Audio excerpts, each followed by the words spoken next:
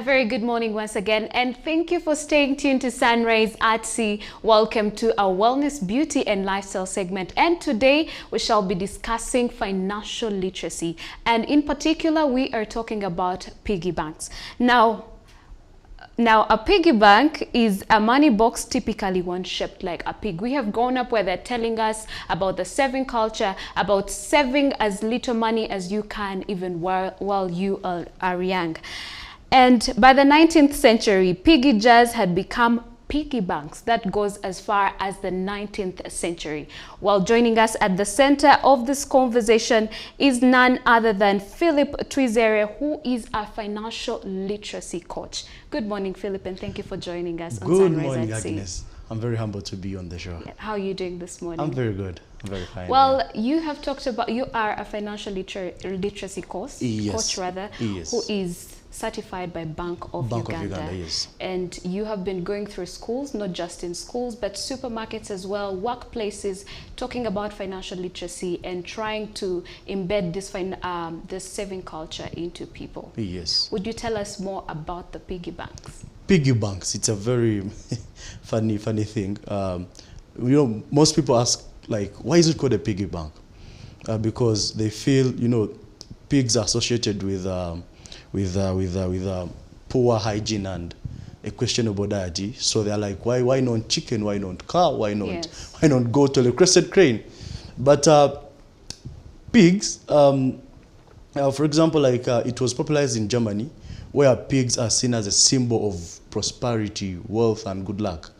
Yeah. In fact, in Germany, when someone wants to say that you have good luck, they would say, this guy has got a pig. Like, it's that funny. Yes. Yes. So it stretches way back. They started as money banks.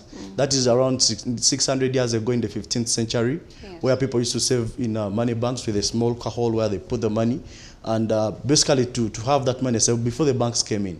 And to have that money saved in there and then also prevent theft. Yes. Yes. So the only way they would get to that money was by breaking that money bank. Yes. That's where the saying of breaking the bank came from. The usual saying that we have around, breaking the bank, that's where it came from. Yes. Break the money, they remove the money.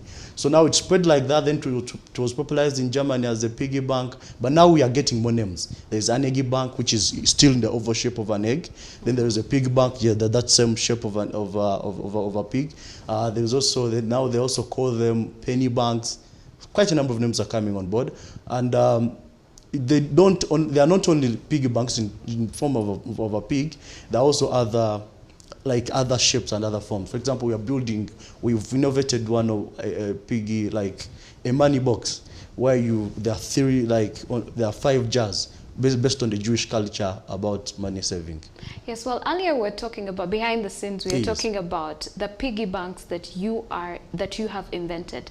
And my question is, how different are those piggy banks that you are inventing? How different are they from the one that I can walk into a supermarket and buy, that I can buy on the streets of Kampala? How different are they? They're very, very different because they are custom made, and it's not something you're going to find in a supermarket. Like when you go to a supermarket and you buy a piggy bank, you're going to take it home and then you're going to just be dropping, depending on your motivation. Yes. Being a financial literacy coach, when you buy a piggy bank, when you buy that money, like a money bank from us, which has 3 jars, like I told you, we are building it depending on the Jewish culture. The Jewish people are, when it comes to saving, investments, and money and wealth management or wealth creation, they're the number one people in the whole world. So basically, they teach their children from young age principles of investment, principles of savings, principles of wealth creation, and they have 5 jars.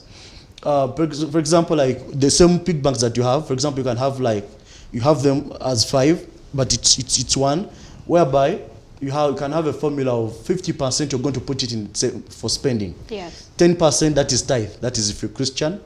If you're not a Christian, I think you can put it as zakat if you're Muslim, something like that. Then 10% can be 50% for spending, 10% tithe, 10% that is saving, 10% for giving. You get it? So you split your money in 5 jars. Basically, here you have your goals, you've set your goals, and you're doing what they call targeted saving. With doing this, you're always focused on saving. Yes. Okay, let us take it back to the basics, because you talked about you go to schools to talk to sensitize students on the saving culture. I would like to know, because a student doesn't earn any money. They're only given pocket money by their parents. So how do you get the 10% of the pocket money that they are given, to save it up? Because at the end of the day, much as you're a student, you actually do have needs back at school. And it's very easy to have a piggy bank and break it at the point where you are broke and don't have any money. Very.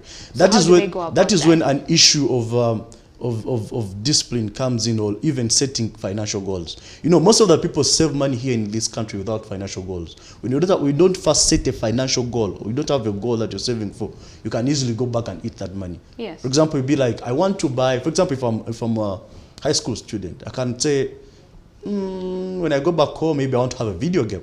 How much is it? I want to have a video game.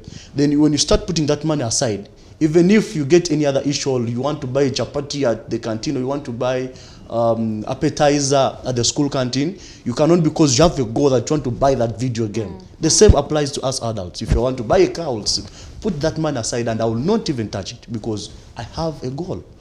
Regardless of whatever happens, I will try to figure out a way. If it even means getting a loan, I'll go and get a loan, but I'll not touch my saving because I've set a goal. So we go and teach these kids that when you're saving money, don't just save because you're going to get frustrated at times, and then you're going to break that thing and eat that money. Have a goal in your mind. What am I saving for? Then start putting that money aside. Yes. With that, you can't break it.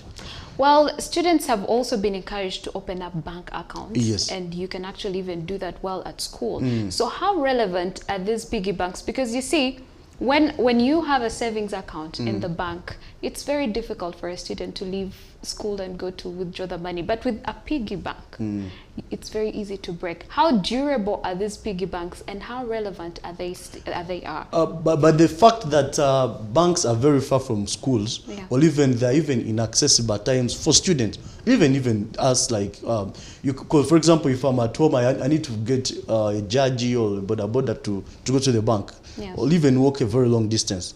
So, but a piggy bank, if I have some extra coins, I just go to the bedroom and drop them. So they are accessible. They are very, very accessible. Even if they are very accessible, that's one. The next thing, they don't have things like interest or minimum balance. Those things that scare people. So for students, I think it's the first step for them to save. In fact, we would encourage students to first be saving in the piggy banks. After accumulating that money, like growing it, then they can take it to the banks. You get it? So they are durable enough that in the event that you are broke enough, you cannot, hit them with a stone, or it could be even a shoe. Yes, they are very get the money out. Yeah, they are very durable, but still, even when they are durable, you can still break them if you don't have a goal. That's why I take you the other side. I take you back. That we teach these kids that if you should have a goal. I want to assure you, Agnes, if you have a goal and you're saving for something, you want to buy a house, or you want to buy for your mom something, you won't touch that money. That is what we focus on. Coaching the students to have a goal as why they are saving. And then we take them through the journey. Okay, for my next question is it most ideal for children or parents, or is it suitable is it suitable for all? Piggy banks are suitable, I think, for all of us, basically, because it nurtures that savings culture in us. We all have challenges when it comes to savings. Yes, you get that extra money, and then you're like, these coins, I think I should just go and buy some, just dispose them off. Yes, or you go and just buy things which you didn't even need, which you didn't even plan for. But when you have a pig bank there, in case you have an extra change, you go and pick that. And if you have a pig bank in your home, it is hard to take that like 1,000, 2,000 to the bank and bank it. But you go and drop it in. But you can keep it on your mobile money account. Keep it on mobile money account. When you want airtime, when you have a goal, you can actually do that. When you have a goal, you can do that. Yes, because you said when you have a goal, then you can save up that money. The problem with mobile money, it is more accessible than the pig bank. When the pig bank is closed, and you have to take a step of breaking it. You can do it in the event that you are faced with a very big problem. Like you determine. Yes. The problem is still with mobile money. For example, if I have 1,000 coins in my coach, like I need to go to the mobile money agent for them to deposit them for me. But a big bank, I'll just go to the bedroom. So they are very convenient and accessible. That's why we still need them as school children, even as adults. Yes. And for my final question, at what age should parents encourage their children to have a piggy bank or to buy them one? It should start as early as, I think, 3 years, before even the kids go to school. Yes, for example, I'll give an example of my daughter. She's 3 and she's just started baby class, and we are teaching her how to save money. When we get some money, she's like, when she sees a coin even around the house now, she gets it and be like, Daddy, can I take it to the bank? Take it to the bank. Like you get it, like she's getting used to it. Yes. So by the time this kid is she grows up a bit, she will understand. Even when she asks something, like something big she wants, maybe like a big toy, I tell her that we are saving the other money in your bank so that you can buy this. So be patient. We don't just. Do you tell them the time frame? The time frame when they'll break the piggy bank, maybe at the end of the year. I've not really gone into time, but it's better also you tell them the time frame, or even we are going to buy this. So since my daughter doesn't really understand that, she's still young, so I tell her what she want to. We are saving the bank, and then I also give her the money. She's the one who puts it there. Oh. Yes. So it's as early as that. That's how it's supposed to be. Okay, thank you, Mr. Philip, for joining us on the set and for letting us know and expounding on the issue of financial wellness and financial literacy. Yes, thank you so much. Well, that is what we had for you on this segment of Wellness, Beauty and Lifestyle, where we were discussing financial literacy and financial wellness. Well, don't go anywhere because Sunrise at Sea continues. Good morning and don't blink.